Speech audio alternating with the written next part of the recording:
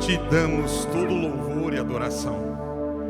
Agradecemos Tua boa atuação, Sua grande graça, Seu favor, Seu amor. Pedimos que o Senhor, através do precioso, tão poderoso e amado Filho Jesus, essa noite, possa cobrir com todo favor essa casa e aqueles que estão sobre elas. Que o Teu Espírito, Senhor, tenha toda prioridade e liberdade, para que as nossas vidas sejam devidamente envolvidas e tocadas por Ti. O nosso coração é Teu, simplesmente Teu. Não há outro proprietário, dono, não há outro que tenha liberdade ou espaço, que tenha moradia, que tenha autoridade. Reafirmamos o nosso compromisso contigo, aquele que nós fizemos, no caso de alguns, semana passada, no caso de outros, ano passado, no caso de outros, ao longo dos anos, quando entregaram suas vidas em suas mãos. O Senhor ainda continua sendo e não vai deixar de ser Senhor e Salvador. Senhor e Salvador. Senhor e Salvador. Senhor e Salvador. Senhor e Salvador. Senhor e Salvador. Senhor e Salvador. Waisi uniaki sakemau ide andaye manai. Que alabra de odesierude e adakada o amandaye de nuzatai.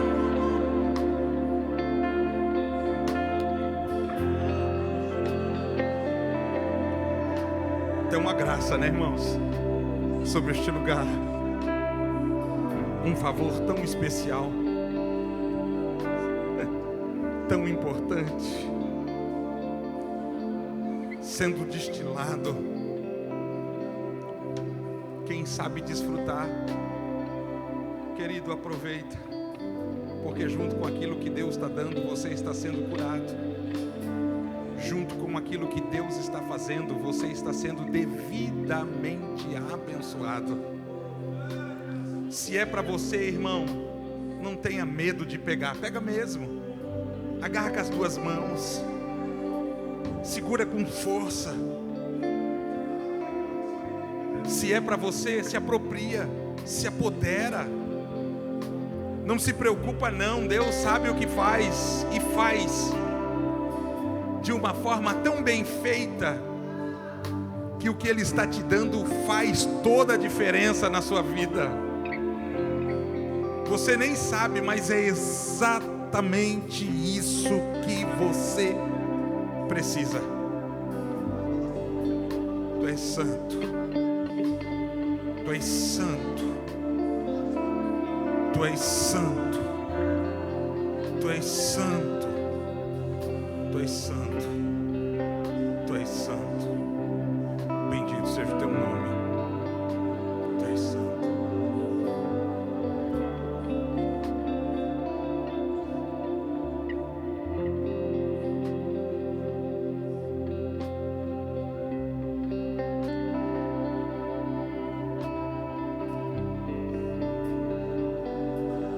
Aleluia. Glória a Deus. Boa noite, meus irmãos, graça e paz, meus amados. Tudo bem com vocês? Obrigado, gente. Meu Jesus dos crentes, vocês são uma bênção. Vocês são daqueles que rompem barreiras, que não são detidos nem barrados e muito menos impedidos. Eu tenho aprendido e dito para alguns bons amigos, e eu acho que vale muito para vocês essa noite, porque vocês fazem parte deste lugar que eu considero amizade. O desafio não é andar sobre as águas. É isso, né, Michel? Depois que você dá o primeiro passo, irmão, você descobre que você não afunda. Claro que desde que o vento também não, e as ondas não nos desfavoreçam nesse momento. Mas pensa comigo, ó, o desafio não é andar sobre as águas. Porque depois que você dá o primeiro passo, você descobre que não afunda. Não é isso? Se você deu o primeiro passo e não afundou, tu acha que o segundo vai afundar?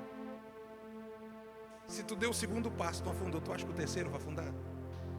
Se deu o terceiro passo e não afundou, tu acha que o quarto passo vai afundar? Por que Pedro ficou com medo então? Se ele já estava lá alguns minutos assim, ó.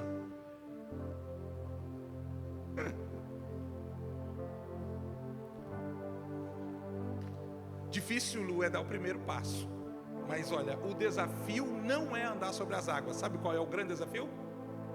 É descer do barco. Porque o barco é o limite humano.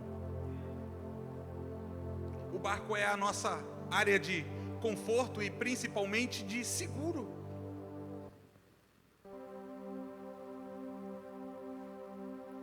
É o nosso campo de atuação. Depois que você entende isso e começa então a permitir com que as coisas estejam devidamente, olha, engrenadas no mundo espiritual, elas se tornam muito mais fluentes. Por isso, grande parte dos desafios que nós enfrentamos, e não é ministração, grande parte dos desafios que nós enfrentamos está associado a experiências até então, ó, únicas. Únicas. Depois que você ousa em ousar, olha que legal, ousa em ousar, você agora tem experiência de causa para dentro da mesma atuação continuar. Então o desafio é a primeira vez. Porque depois que você experimenta, depois da primeira vez, a fidelidade de Deus,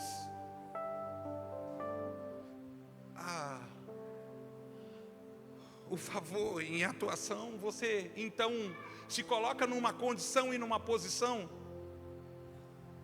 por aquilo que você experimenta, como consequência da obediência, você se coloca numa condição e numa posição, que você fica assim, Deus, faz de novo, faz de novo, Deus faz de novo. A maioria das ações espirituais que você ainda não vivenciou, é porque elas ainda estão em, eu vou chamar de réu primário na tua vida. Porque depois que você experimentar, irmão, depois que você ousar, depois que você se entregar, depois que você se jogar, você vai ver Deus fazer de uma forma assim, que por mais que você tenha me ouvido falar que Deus faz, nem de longe é, na grandeza, aquilo que Ele vai fazer, porque é muito mais.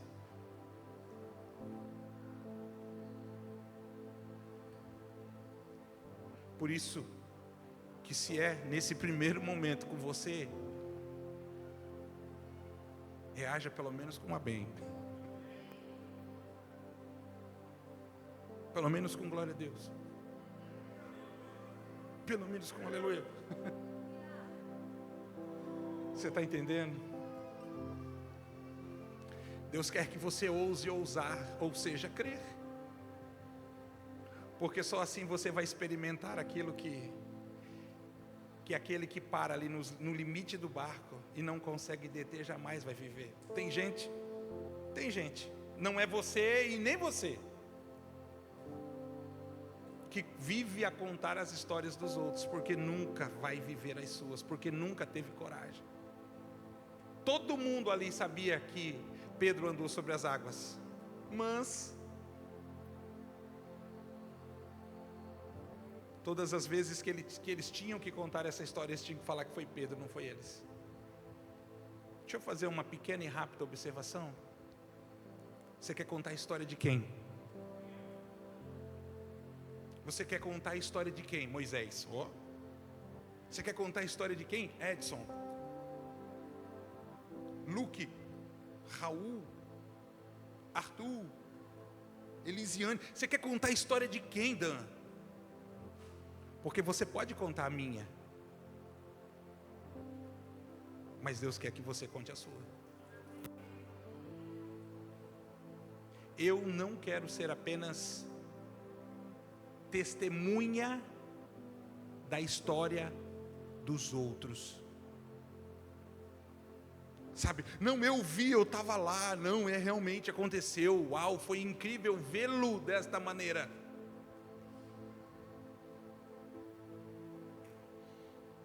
Mas será que você está aberto a ponto de permitir com que, Deus faça um bom proveito das páginas em branco que ainda estão na história da sua vida? Aqui, como escritor. Será que você está realmente pronto a fazer com que Deus dê moldes ao barro? A permitir com que Deus venha de fato assim, olha, mais do que um trabalho a grosso modo, ser minucioso no processo de lapidação. Por quê, pastor? Coloca para mim, por favor, querido. Aqui estava esperando, tive a infelicidade de, quando subi aqui, o dispositivo começou a atualizar. Mas já chegou para mim. Gênesis capítulo de número 45, versículo de número... Olha só, esse menino anda em revelação. Já estava lá, varão? Você é adiantadinho, hein? Olha que história, irmãos. A história que eu vou falar essa noite tem muito a ver simplesmente, aliás, não simplesmente com a vida desse indivíduo, mas também com a sua.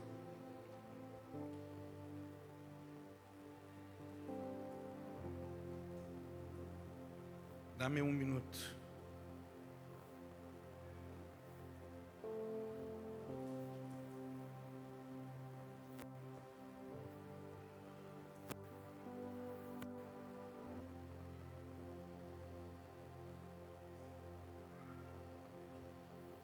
Vamos ler junto? Acho que hoje eu não vou gritar, vou tentar. Estou bem contido aqui. Diz assim o texto. Olha lá. Essa primeira parte é muito importante. Então, José disse para quem? Me ajuda. Para os seus irmãos. O que ele disse? Sou eu, José. Você está entendendo a tonalidade que eu estou usando? Para você contextualizar o que está acontecendo? Então José disse aos seus irmãos: alô, gente, olha aqui, sou eu, José. Você entendeu que há uma fala um tanto estranha? Porque é um irmão falando para os outros que é ele. Em geral, gente, é de praxe que você conheça as pessoas que você chama por irmão. Mas ali na ocasião, não só pelo tempo, mas pela ação divina, José está diante de seus irmãos e eles não o reconhecem. A mesma pessoa,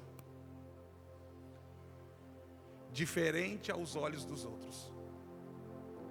Tão diferente a ponto, pastor Giba, Gilberto, de se tornar irreconhecível. Sabe por quê? Porque nesta ocasião aqui, Deus já havia dado a José uma nova identidade. Quando você recebe uma nova identidade, as pessoas olham e dizem assim: é o Lucas, da Michele. É o Lucas da Michele? É. Não, eu estou vendo que é. Mas será que é mesmo? Porque eu conheço o Lucas da Michele. Eu estou falando Michele porque está cheio de Lucas aqui na igreja. Então fique claro que aquele é dela. Eu estou vendo que é o Lucas da Michele. Mas ele está tão diferente. Quando Deus nos dá uma nova identidade, esse tipo de confusão acontece no coração. Está na cara quem é. Mas a verdade seja dita, alguma coisa aconteceu.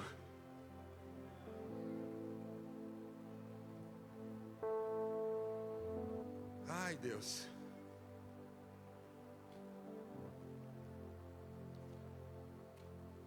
Em 2026, começamos dizendo, é o ano de Davi. Segundo domingo de 2026, então eu digo, 2026 também é o ano de José. Porque aparentemente era para ser o mesmo, mas quando os seus irmãos o veem, não o reconhecem, e ele precisa então se apresentar, porque ele carrega algo na sua história. História molda, história muda, história da forma, habilidade, e principalmente para 2026, você vai precisar para viver as promessas de Deus. Então faz assim, ó. Eu não gosto de ficar fazendo isso toda hora não, só quando eu preciso. Eu disse, é isso, é mão aberta assim, ó, é a minha mais inquieta, ó. Molda, muda, habilidade, mas principalmente, Mameire, 2026, história da autoridade. Só tem autoridade quem tem história. Então José está dizendo assim, gente, sou eu, o Zé. Só que o que eles carregam no coração em relação à menção e lembrança é o Zé sonhador, o Zé falador, que gente sonhador, irmão, é gente falador. É o Zé aparentemente exagerado, porque sonhador é falador e exagerado. Atua no campo da criatividade. Só que agora quem está se apresentando aqui não é mais o Zé. É o José que está debaixo de uma promessa. Por que está debaixo de uma promessa? Ó, por que ele está debaixo de uma promessa? Porque ele andou a vida inteira sobre uma palavra. Quem anda sobre uma palavra em algum momento vai estar debaixo de uma promessa. Gente, sabe por que vocês não estão me conhecendo? Porque Deus virou o jogo. Deus mudou o cativeiro. Sabe por que vocês não estão me conhecendo? Porque aquele tempo lá já passou e eu estou vivendo esse tempo aqui. Porque Deus se moveu e coisa aconteceu. É por isso que vocês não estão me conhecendo. E ele continua dizendo, só para contextualizar o versículo, e eu poder ministrar aquilo que eu preciso. Ele diz assim: meu pai ainda está vivo? Os seus irmãos ficaram, como é que os seus irmãos ficaram quando José fala, é eu? Apavorado. Quem é? Não é que é mesmo? Meu Deus, por que os irmãos ficavam apavorados? Porque os irmãos carregavam na sua história uma ação de prejuízo em relação a José. Olha, Silvio, que saudade. Não aguentei, tem que falar teu nome. Nós temos que tomar muito cuidado com quem não é ninguém hoje. E está cheio de gente como nós, ou ainda é, ou um dia foi, ninguém passando pela nossa vida. Até o Zé Ninguém se tornar alguém, quando você se depara, as coisas mudam. Ele diz assim, os seus irmãos ficaram amedrontados, apavorados, diante dele, e não, nem conseguiam responder. Próximo versículo, vai lá.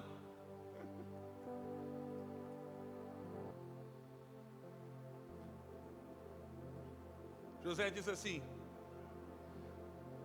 ei galera, minha tradução, ei galera, chega mais. Vocês estão aí,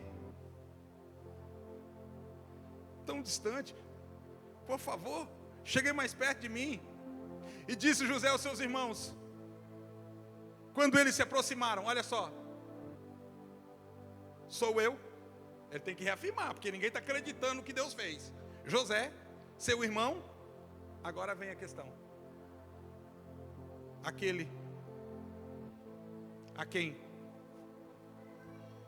vocês venderam ao Egito. Quanto é que vale um cara como José lá na tua empresa? Ele alimentou todo mundo praticamente da sua época e comprou tudo. Quanto é que vale um cara como José lá, como gerente? Corretor, encarregado.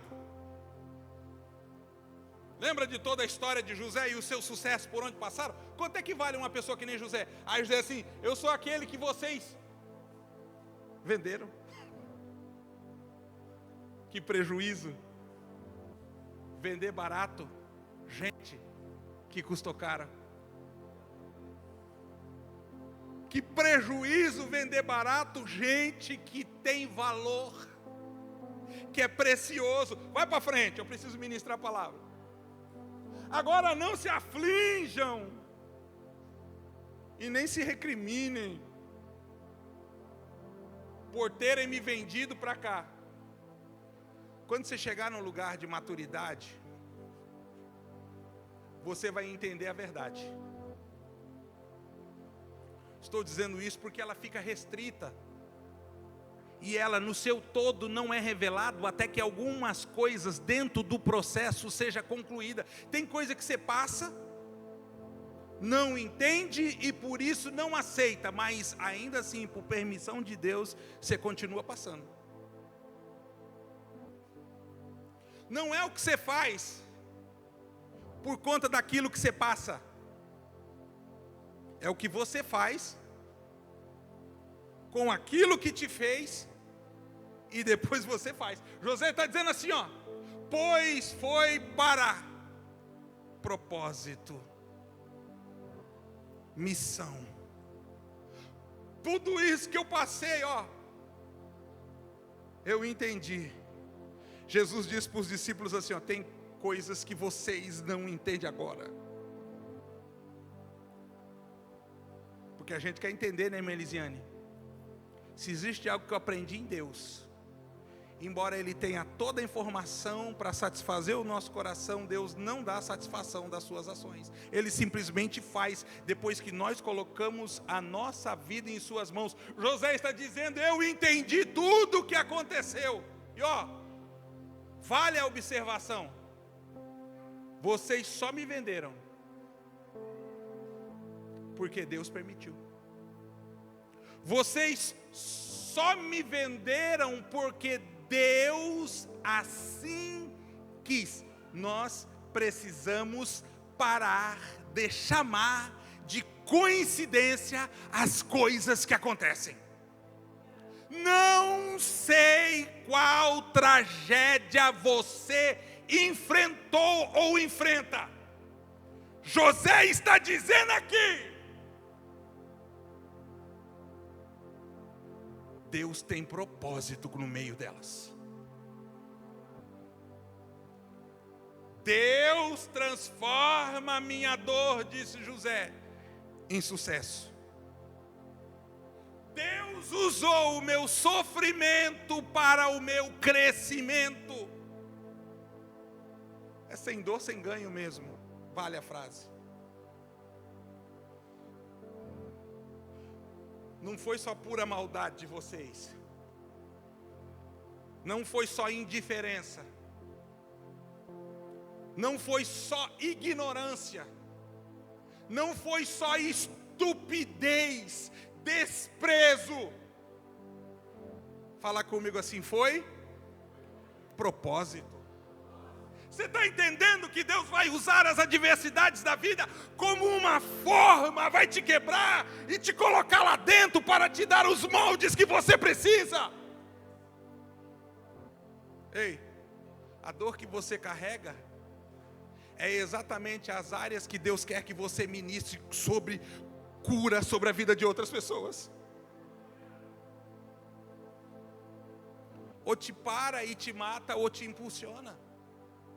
José está dizendo assim: agora eu entendi, pois foi para salvar a vida para salvar vidas que Deus me enviou diante de vocês. Eu acho que é o versículo de número 7. 7, pula para o 7. 5, 6, 7. Deus, porém, me enviou à frente de vocês.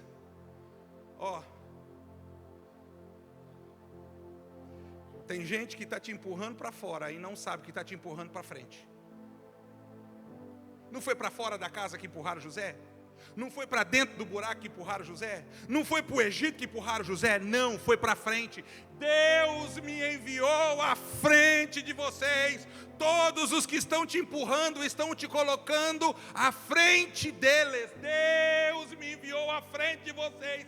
Para quê? Missão: preservar um remanescente nesta terra, para salvar-lhes a vida com grande livramento. O último versículo 8. Tem que entender isso, irmão. Vai te ajudar a perdoar pessoas. Vai tornar a tua vida mais leve. Assim não foram vocês que me enviaram para cá, mas sim o próprio Deus. Ele me tornou, olha aqui, como pai de Faraó, e me fez senhor de todo o palácio,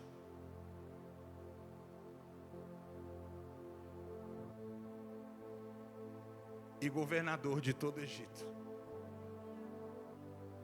Bom, o versículo por si só explica muito daquilo que eu estou ministrando ao seu coração.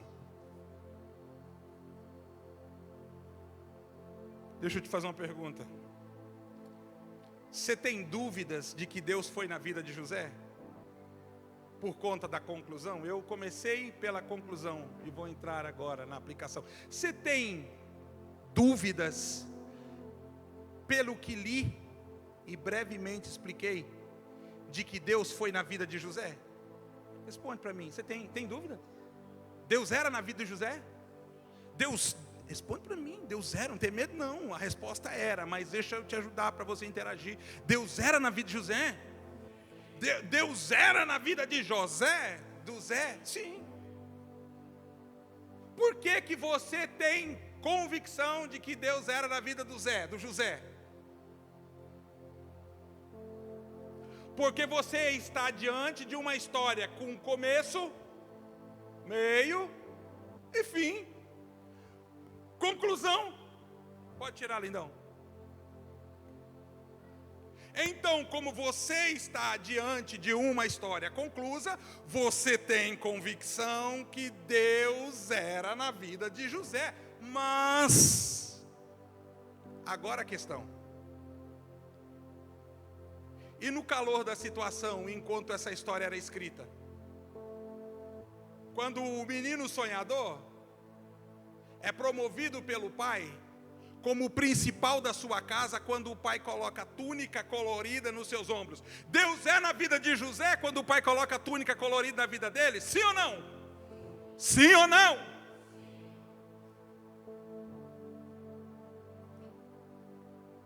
José é traído pelos seus irmãos e levado para um lugar que carinhosamente eu chamo Odo Borogodó.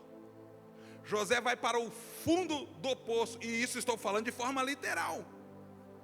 O rapaz que era o principal da sua casa, agora está no fundo do poço. E lá no fundo do poço, ó,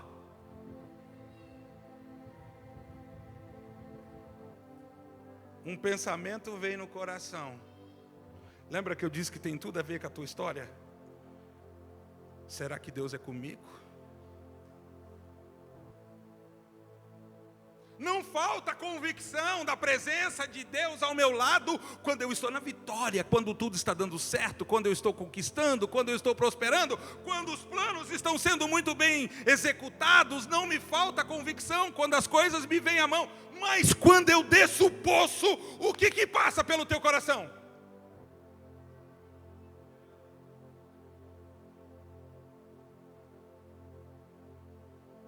Deus é na vida de José, irmão, no fundo do poço.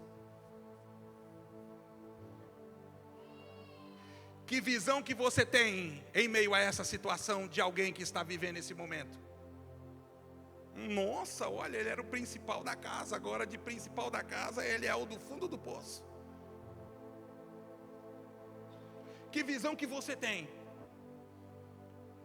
de alguém que foi a esse lugar tão extremo, onde as circunstâncias simplesmente, viraram?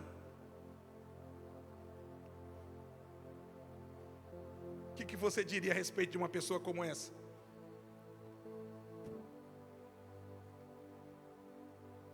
Queridos, antes de muita coisa dar certo, tem muita coisa que vai dar errado.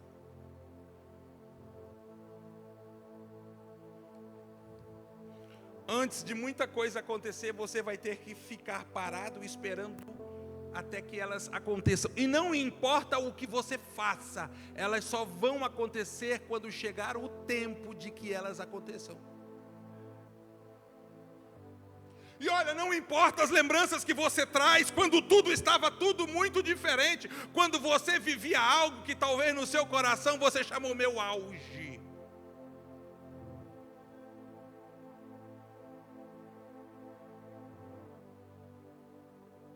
Porque a comparação daquilo que você estava vivendo lá, e olha, estava tudo jóia, com aquilo que você está vivendo aqui, não revela a informação de que Deus não é com você. Eu olho para a história de José ali no fundo do poço, sabe o que eu aprendo? Que Deus é com gente no fundo do poço, dentro de uma cova, numa fornalha, esquecido, abandonado, rejeitado. Deus é com o rapaz do domingo passado, sem credibilidade alguma. Por isso tem que facilmente matar um gigante, para mostrar que aquilo nem de longe era desafio. Desafio era o urso, desafio era o leão que ninguém matou. O gigante, lembra que eu disse? Davi tinha técnicas secretas para derrotar Golias, das quais ele nem usou. Por quê? Porque quando Saul vem falar com ele, ele fala assim: ô Saul, eu estava apacentando as ovelhas de meu pai, e vê um leão, e vê um urso, eu peguei o leão e o urso pela barba e matei. Como é que é, irmão? Será que ali nasceu o tal do mata-leão? Golias, ele nem pegou pela barba, ele nem chegou perto, não deu nem graça, nem precisou sair na mão, ele nem revelou a técnica que ele usou, porque Deus falou assim: Davi, essa vitória é pequena para você, mas as pessoas só vão acreditar que você é matador de gigante quando você cortar a cabeça dele. Vai lá, meu filho, quebra a cara desse filisteu, desse infeliz.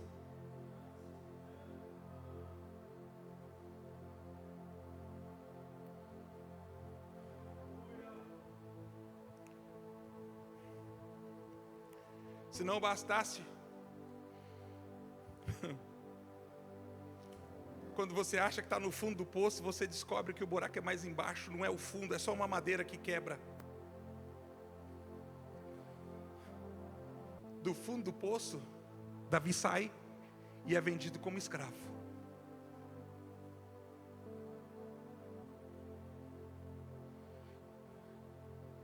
Do principal lugar ao fundo do poço, de filho a escravo. Você consegue entender? Lembra que eu falei? Quebrou a madeira que ele estava, não era fundo do poço, e ele descobre que o buraco é mais embaixo. Aí você olha para alguém assim, indo de mal a pior, se batendo para ter algum resultado, e em vez de ter algum, as coisas, em vez de melhorarem, elas pioram. E elas persistem assim ao longo dos anos, ao longo do tempo. Aí eu olho para você e digo assim: ei, no calor da situação, em plena execução da história, se é você, José, você diria assim: Deus é comigo? Deus é com José, irmão? Você falou que Deus é com José porque você viu a conclusão da história, então você sabe que Deus é com José. Mas mesmo sabendo que Deus é com José, você duvida de Deus no meio da luta.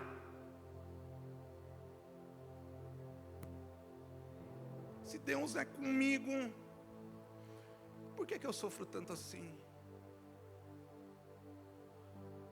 Por que não me dão a devida atenção? Se Deus é comigo, por que a minha vida é tão difícil?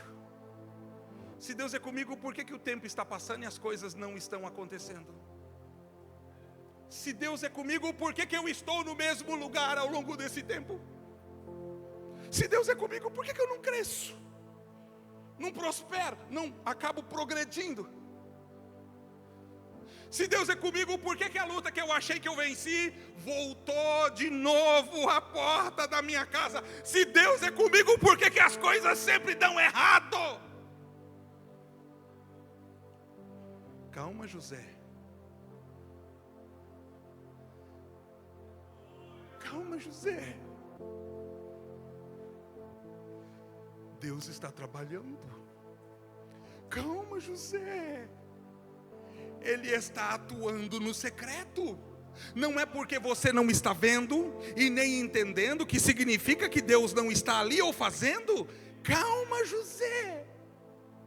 Você está entendendo, irmão, como é fácil fazer leitura de uma história partindo da conclusão, mas vivenciando ela, nós trazemos para a nossa realidade. Porque eu estou com 48 anos, eu não tenho uma casa. Porque você está cansado de ir de bicicleta para o trabalho?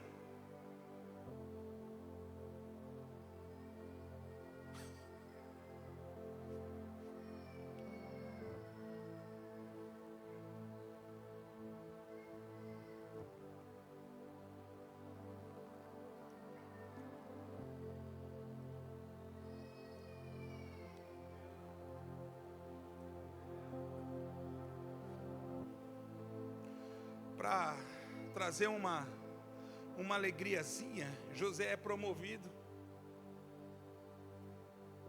Dos escravos, ele se torna um líder dos escravos. E ele começa a se destacar pelo que serve. E quando assim, aparentemente, como tem a ver com a gente, as coisas começam a dar certo, aí o diabo levanta um inimigo lá dentro. Porque tem gente que levanta para derrubar, levanta para destruir quem está de pé. A mulher de Potifar se apaixona por José,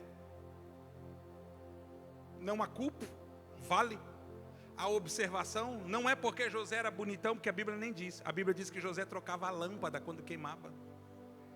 A Bíblia diz que José trocava a resistência do chuveiro para a esposa de Potifar não tomar banho no frio. A Bíblia diz, irmão, que José lavava a louça. Quem falou misericórdia? A Bíblia diz que José tirava o lixo da cozinha e do banheiro e ainda levava o saco nas costas e colocava na frente de casa.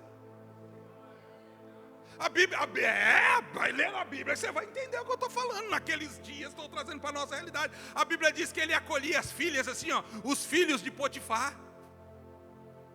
Vem cá, dava beijinho, tinha paciência. Diz que ele levava o pet da mulher de Potifar lá para o pet shop. Quando ela vê José fazendo o que o marido dela não fazia, quando ela vê José atuando em áreas que o marido não atuava,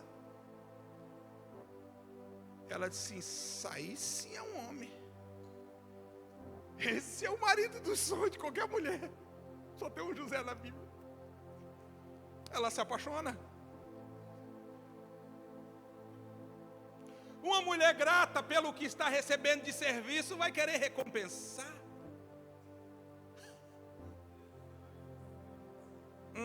Lavou a louça, né, Giba? Vem cá.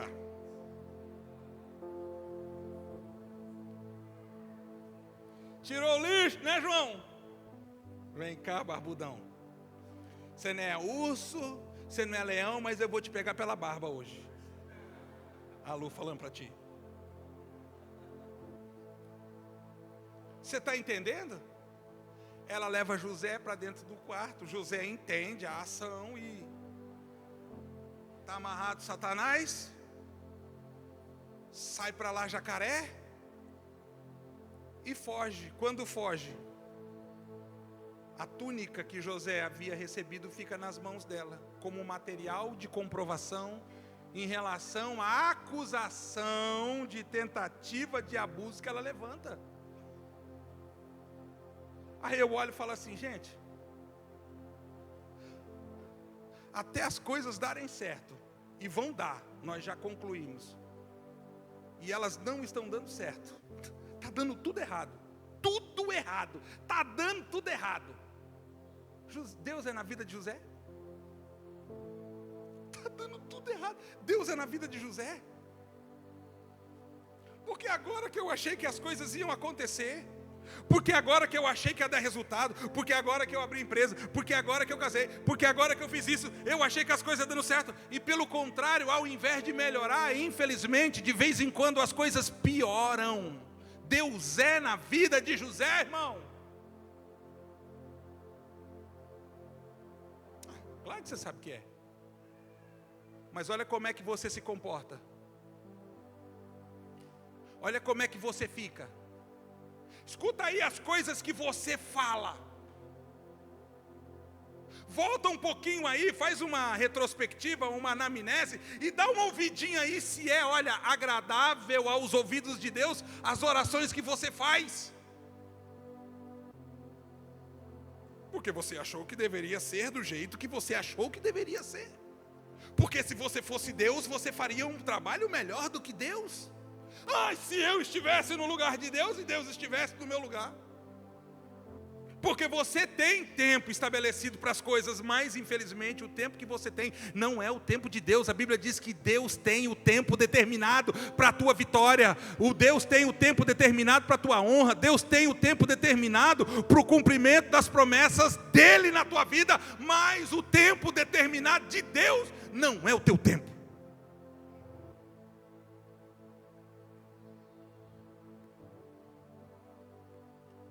Se Deus é comigo, por que meu filho e minha filha estão fora da igreja?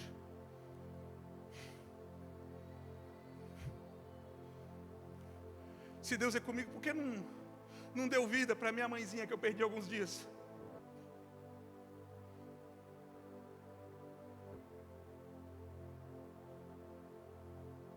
Se Deus é comigo, por que a minha esposa passou por um aborto espontâneo 2 vezes?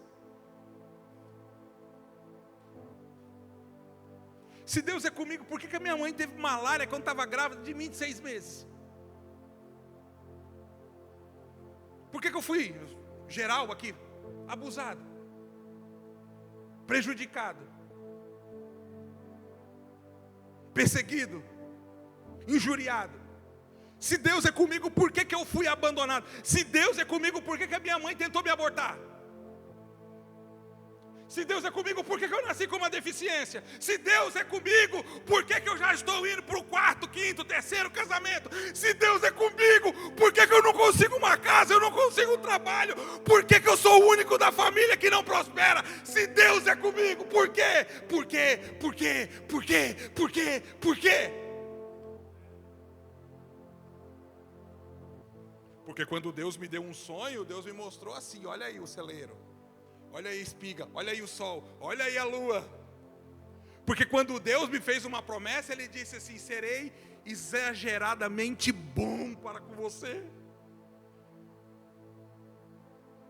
e a tua empresa vai prosperar,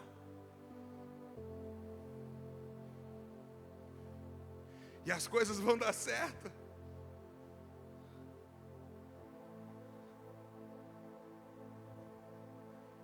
Assim como Deus estava sendo com José, todos os dias, em todos os ambientes, diante de todas as pessoas e circunstâncias, Deus é com você, Deus é com você, Deus é com você, Deus é com você, Deus é com você, Deus é com você. Isaías capítulo 41 e 10, por gentileza.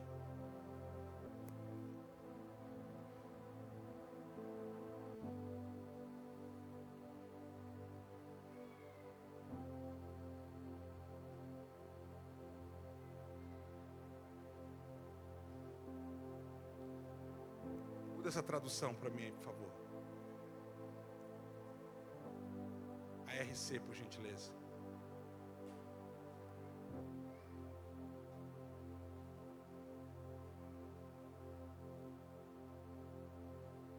Lê lá.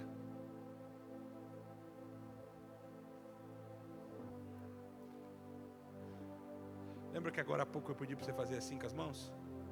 Faz de novo. Porque essa palavra é para você. Você precisa tomá-la como uma bênção sobre a sua vida, especialmente o momento que você está agora. Não temas. Não temas. É o Senhor falando. Não temas. Eu vou falar não temas, você completa com o teu nome.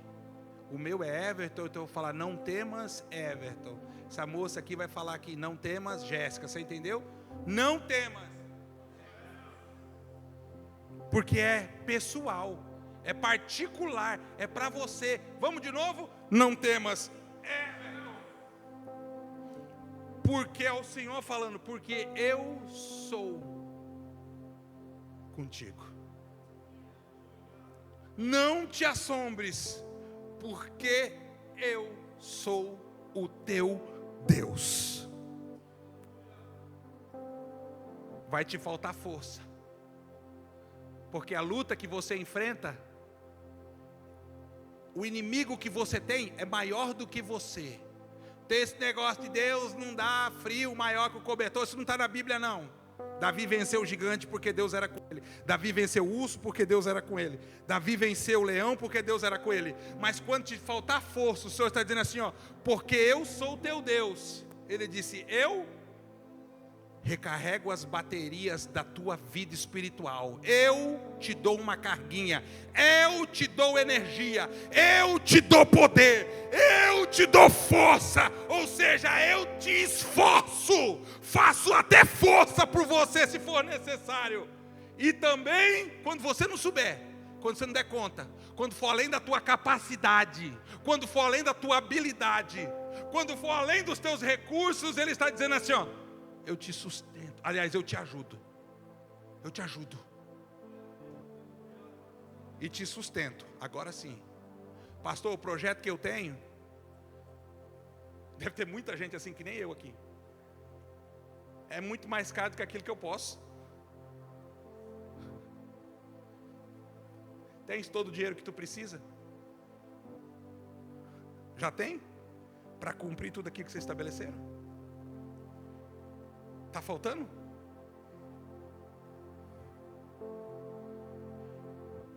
O Senhor diz, eu te sustento. Gente, você tem ideia o que é um sustento? Ah, pelo amor de Deus, gente. É na área da força, da intelectualidade, da capacidade humana e do recurso. Assim, ó, eu te sustento.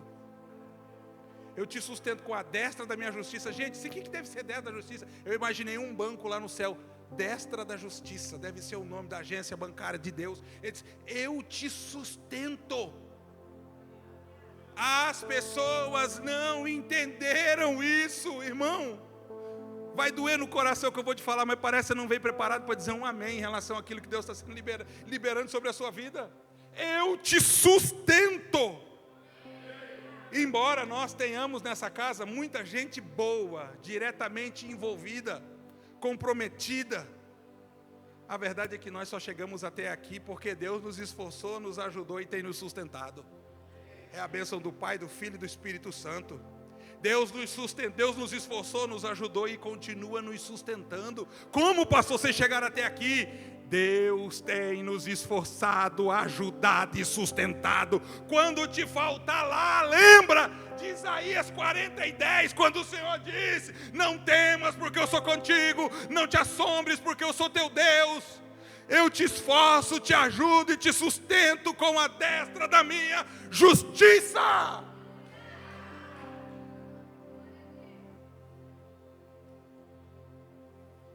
Você entendeu como é que está o andamento da vida de José?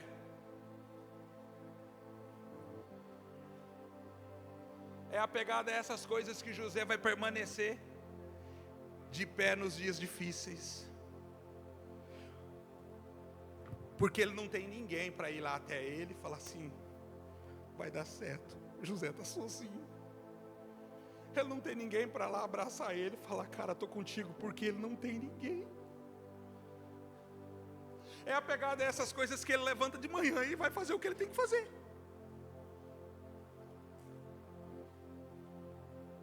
É apegado a essas coisas que José vai cumprir o propósito para o qual ele sabe que um dia será cumprido. O problema é que o que torna difícil no processo da luta, mais do que a luta, é o tempo de luta.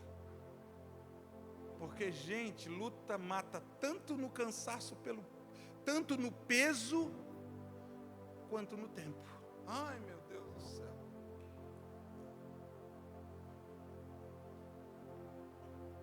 E se você não sabe ser gente atuante em momentos assim, infelizmente você acaba perecendo, fazendo como uma maioria faz.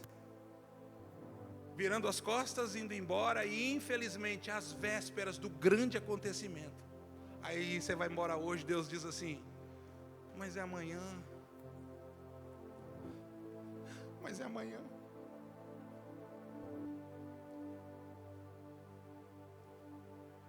Uma observação aqui que me veio ao coração.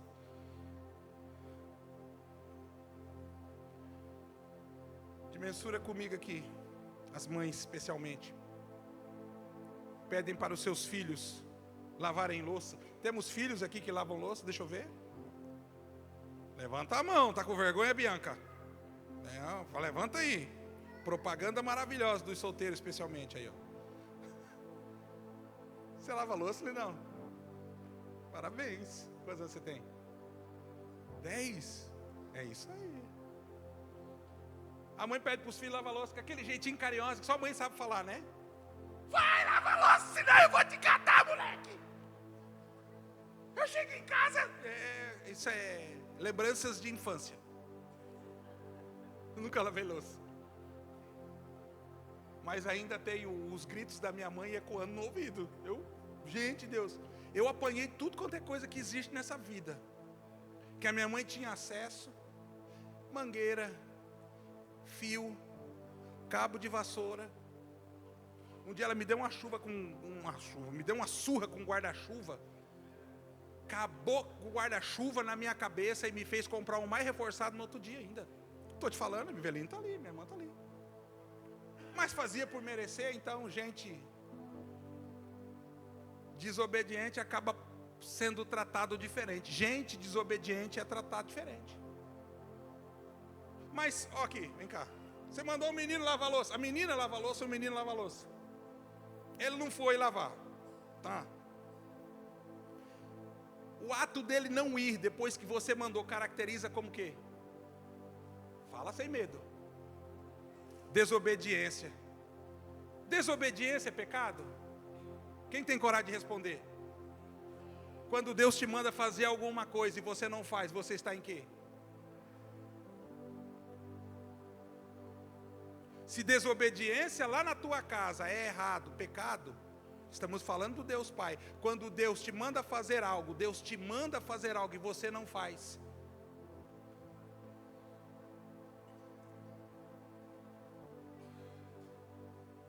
Deus está cobrando teu coração aí, irmão.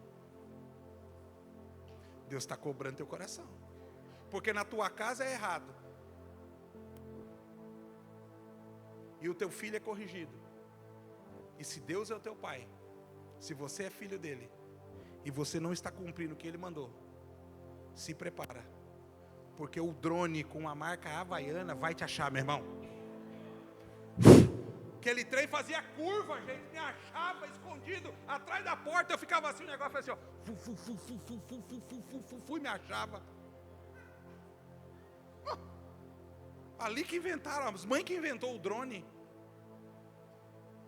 Você está entendendo o peso da responsabilidade que você carrega? Por isso o seu tratamento é ferro e fogo. Por isso as coisas não são tão simples quanto você gostaria. Por isso assim, quando acontece, quem não viu e não sabe vai dizer assim, nossa, foi do nada. Meu Deus. Em vez de falar parabéns, é que sorte, hein, Raul? Tem gente que é favorecido, queridinho do pastor. É que você casou bem, minha filha, por isso que você é feliz desse jeito.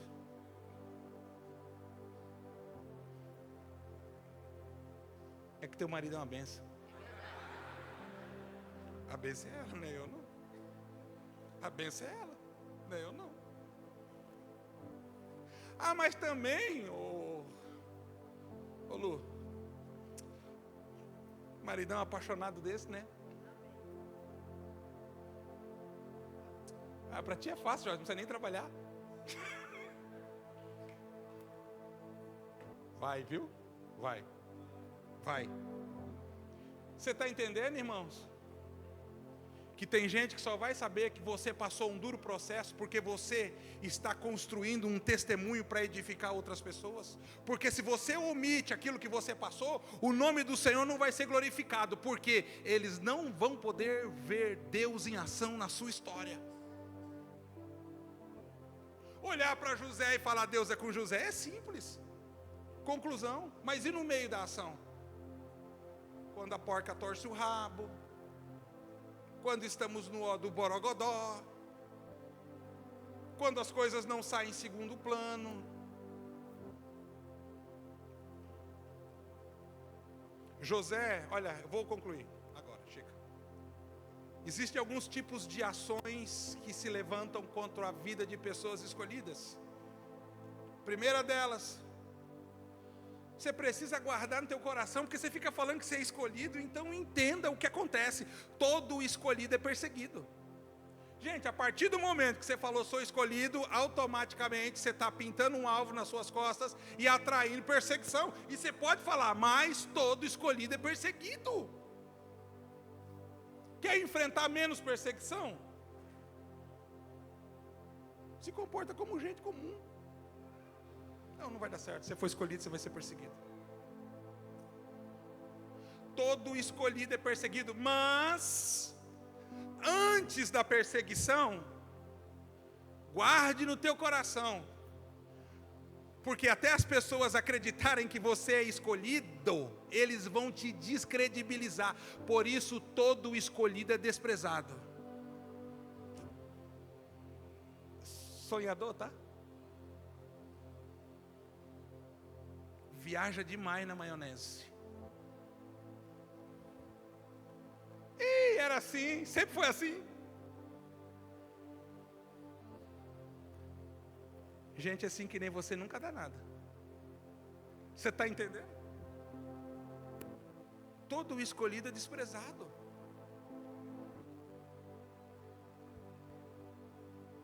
Essa é a primeira ação contra a vida de um escolhido. Eles simplesmente os ignoram. Não importa o quanto você sabe, o quanto você estudou, o quanto você tem nesse processo, o escolhido está escondido. Por isso o escolhido é desprezado. E olha, gente, não adianta ficar gravando vídeo na internet, tentando ser pregador, cantor. Porque se você é um escolhido escondido, a tua voz vai soar para nós, não é para ti não. Se você é um escolhido escondido, a tua voz vai soar para nós como algo assim que causa irritação. Porque é um escolhido que está escondido, tentando se aparecer antes do tempo. O escolhido escondido vai abrir a Bíblia e vai falar lá. Aí o pessoal vai assim, e é coisa boa, está cheio de Deus. Mas como não é hora de transbordar, fala assim.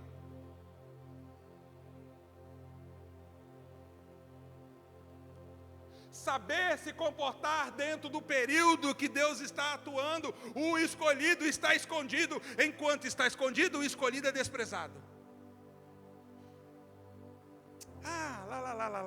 Deixa para lá. Ignora.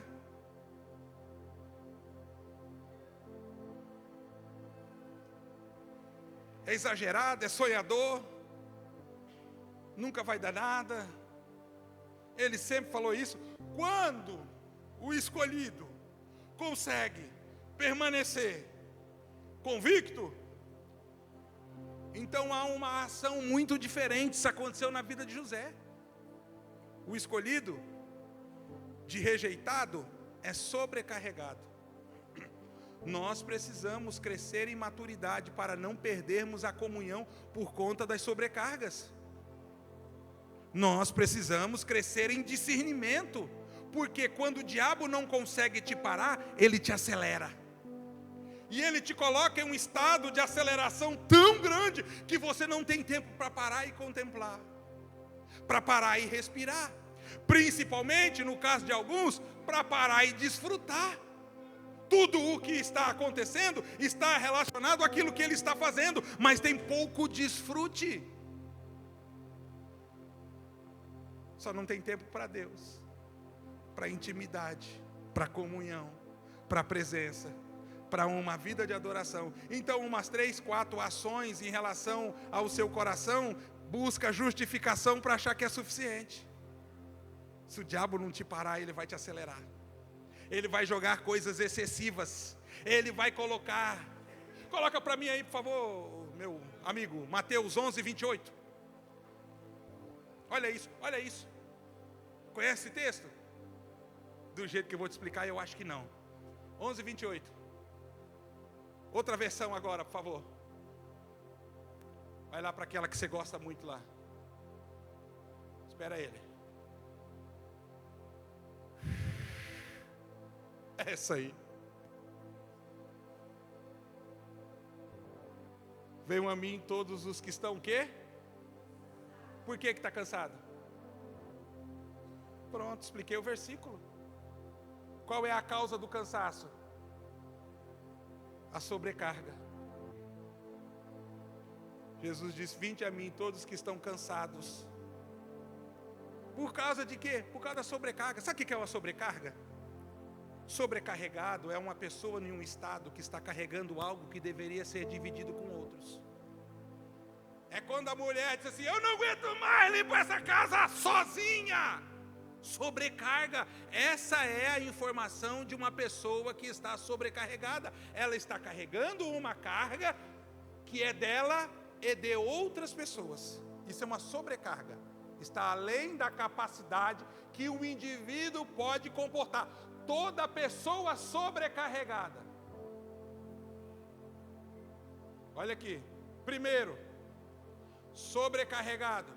Se tem limite para tudo e exceder o limite, toda pessoa sobrecarregada, primeiro, vai passar por uma desaceleração. As coisas pararam de fluir, as coisas pararam de acontecer, as coisas pararam. Por quê? Ela estava voando, ela estava fluindo, ela estava indo, mas a partir do momento que alguém se ausentou e a sobrecarga agora veio, que é a carga do outro também, então a pessoa agora tem algo sobre si que está além da sua estrutura, por isso ele tem uma sobrecarga. Ela vai passar por uma desaceleração.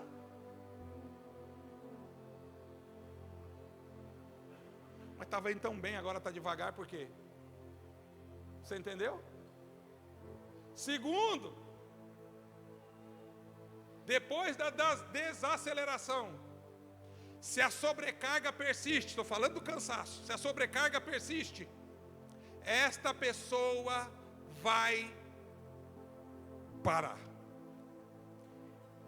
Toda pessoa sobrecarregada em algum momento vai parar. Chegou uma hora que não dá mais, gente, não dá mais. O limite, gente, humanamente falando, para algumas coisas, o limite é o fim, tá? Ela já começou a desacelerar. Está vendo o sintoma da sobrecarga? Começou a desacelerar. Próxima etapa, ela vai parar. E se não houver uma intervenção dos demais, de desacelerado, parado, esse indivíduo vai morrer. Sobrecarga mata. Jesus está dizendo assim, ó, sabe por que você está cansado? Por causa da sobrecarga que você carrega. Sabe por que você está cansado? Porque você carrega uma carga que não é só tua. Não tem problema não. Se o A, o B, o C não quis te ajudar a evangelizar, não quis te ajudar a lavar a louça, não quis te ajudar a limpar a casa, não quis te ajudar a pagar a conta, não quis te ajudar a cuidar da igreja, não quis te ajudar a cuidar do filho, não tem problema não. Ele disse, vinde a mim.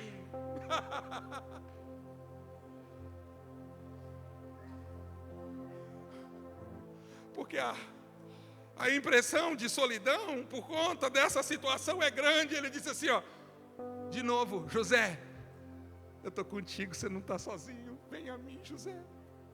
Vinde a mim, eu vos aliviarei. Olha isso, gente, Salmo 91, meu amado, bota lá.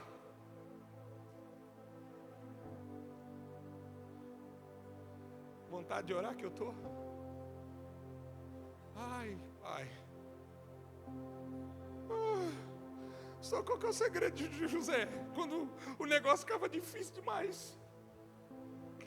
Porque José está sobre uma carga terrível. Você consegue imaginar o que eu estou falando? O jugo que foi imposto sobre José. Já desde o começo, José era responsável de 11 irmãos, gente. Ele era o 11º filho. Havia outros 10 antes dele e um só depois. Você está entendendo? Olha a sobrecarga que o pai colocou em José. Vai para a casa de Potifar. Lá ele se torna o escravo chefe de todos. Olha a sobrecarga. Sai da casa de Potifar, vai para o presídio. Chega lá, ele se torna chefe de todos os presos. Olha a sobrecarga. José depois diz assim, eu estou tão acostumado a andar em sobrecarga, que agora eu sou governador do Egito, mas eu preciso descobrir o segredo. Porque tem para algumas coisas nós precisamos entender que Deus não vai aliviar. Quanto mais pesado as coisas se tornam para você, mais resistente você se torna às coisas. Gente dura, gente forte, são pessoas que foram treinados no calor da adversidade. Irmão, não foi crescendo comendo Nutella não, irmão. A gente passava, era banha de porco no pão e comia. Quando tinha pão, porque senão lambia só a banha.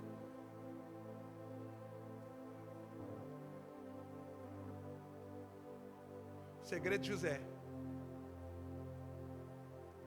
Quando tudo parecer impossível, quando as coisas estiverem pesadas demais para você continuar, diz aí para o irmão do teu lado, tem um lugar, tem um lugar. Fala, tem um lugar. Vem para cá, por favor. Tem um lugar. Isso aí. Está difícil? Tem um lugar. Está difícil, irmã Luciana? Tem um lugar, minha irmã. O salmista descobriu isso por conta da responsabilidade do chamado e da unção que ele carregava. Que existem coisas que você vai ter que fazer por outras pessoas, e algumas coisas só são pesadas para alguns, porque muitos simplesmente não quiseram fazer. Então, para cada um que desiste, o peso dobra para quem fica. Tem um lugar, sabe como é que é o nome desse lugar? Você vai identificar. Esse lugar chama assim, ó, esconderijo do Altíssimo. Por isso o salmista está dizendo assim, ó, aquele que habita no esconderijo do Altíssimo, a sombra do Todo-Poderoso, vai fazer o quê? Vai descansar, gente. Lembra de Mateus 11:28? Se eu vos aliviarei, vai descansar. Pastor, fica de pé comigo, irmão. Pastor, estou sobre uma sobrecarga tão terrível, as coisas tão pesadas, elas estão tão difíceis. Ei, esse lugar de alívio, de descanso, não é na cama, não é trancado no quarto. Eu concordo que você precisa tirar férias, mas esse descanso que você precisa não está no lazer. Esse descanso que você precisa está no lugar secreto. Faz que nem José, entra na presença de Deus. Quanto mais tempo eu passo lá, Jennifer, mais descansado, mais carregado, mais cheio, mais poderoso, mais animado, mais avivado, mais motivado.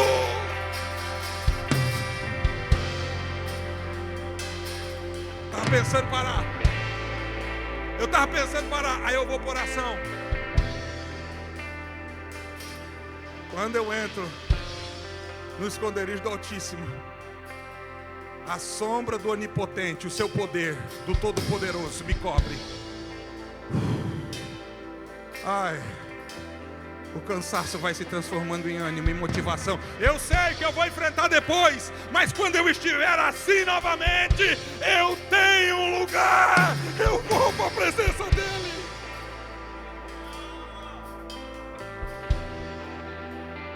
Qual que é o segredo? Não desiste, irmão, é só descansa em Deus.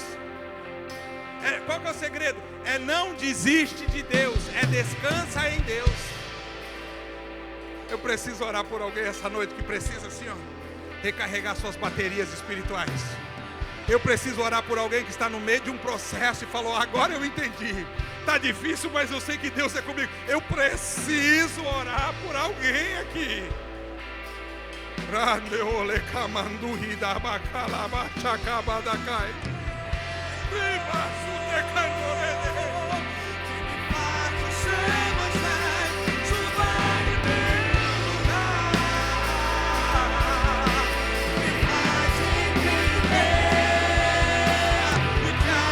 Me dá bacante.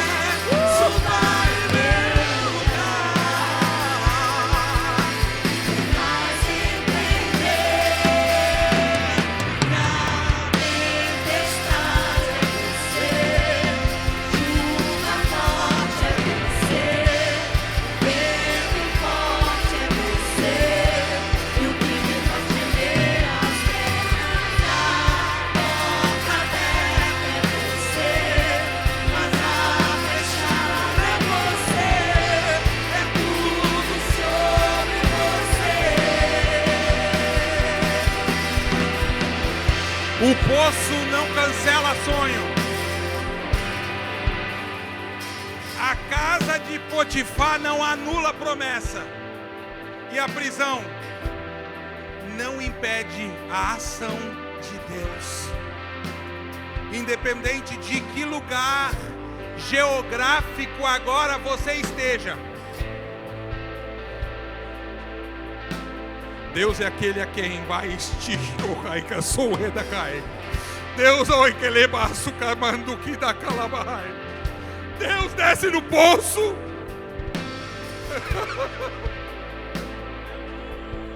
Deus vai até a casa de Potifar. Deus está contigo na prisão. Ai, meu Deus. Ah, meu Deus.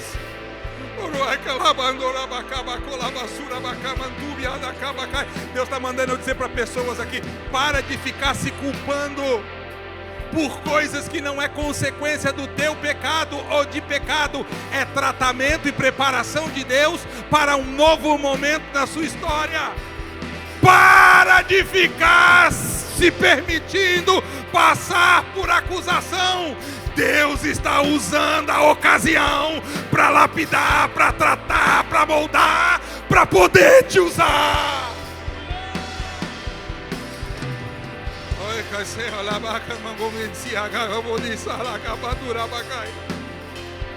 Pastor, estou achando que vai fechar. Vai nada, gente.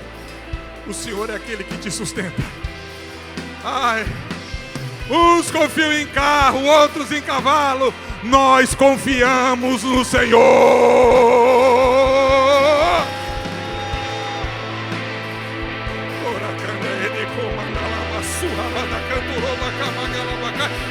Faz o que você tem que fazer. Faz o que você tem que fazer. José, faz o que você tem que fazer.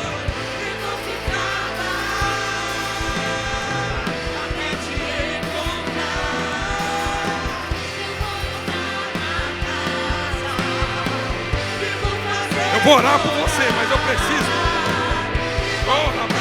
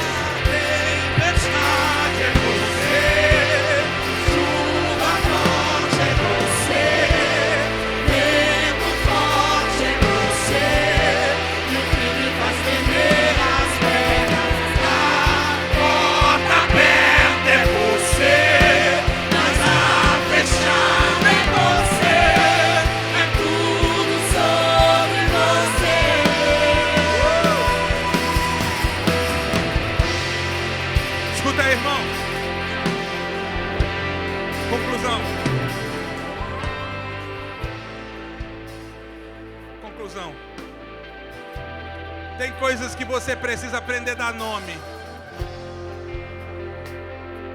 Você vai dar um nome bonito para essa situação triste que você está passando. Tem coisas que você precisa dar nome para você marcar o contexto histórico. Você precisa dar nome bonito para momento difícil. José, o menino do poço, escravo, da prisão, governador, agora tem 2 filhos, 2 meninos. Diga comigo, Manassés. Fala, irmão, Manassés e Efraim. É 2 filhos, Manassés e Efraim.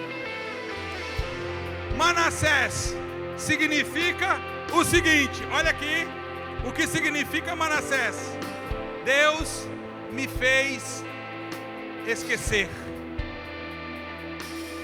Enquanto você não esquece, você carrega, você fica preso. O processo acontece, as coisas continuam. Deus me fez esquecer. Querido Manassés, meu irmão, Deus usou a mão dessa pessoa para tratar algo no teu coração. Manassés, Deus me fez esquecer. Depois que nasce Manassés, e ele diz assim: Deus me fez esquecer. Agora nasce Efraim. Sabe o que significa Efraim? Deus me fez prosperar na terra da minha aflição. É aí que Deus vai te fazer crescer. É aí que Deus vai te fazer prosperar. É aí que Deus vai te exaltar. É aí que Deus vai te honrar. É aí que Deus vai te usar. É aí que Deus vai te levantar. Primeiro esquece, depois prospera. Primeiro esquece, depois prospera. Primeiro esquece, para depois prosperar. E acabei. Pode cantar agora.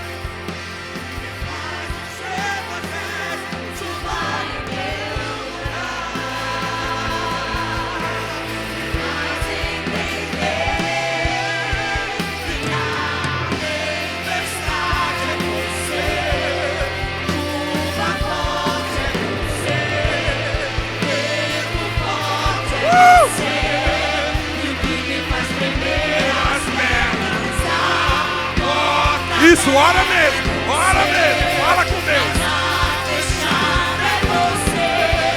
É tudo sobre você. Eu vou subir no monte. Ei, anda com a bacana,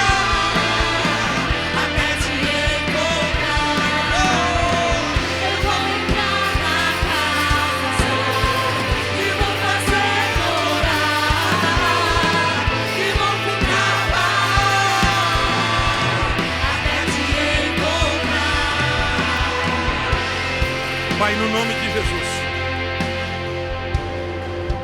está recebido em nosso coração aquilo que foi destilado, entregue, estabelecido. Se a palavra para a nossa vida é 2026, é o ano de Davi, 2026 é o ano de José, se prepara, porque no próximo domingo, 2026, é o ano de Ana. Tem muita coisa parada, estacionada, que não foi cumprida, que vai começar a ser gerada. Ai meu Deus,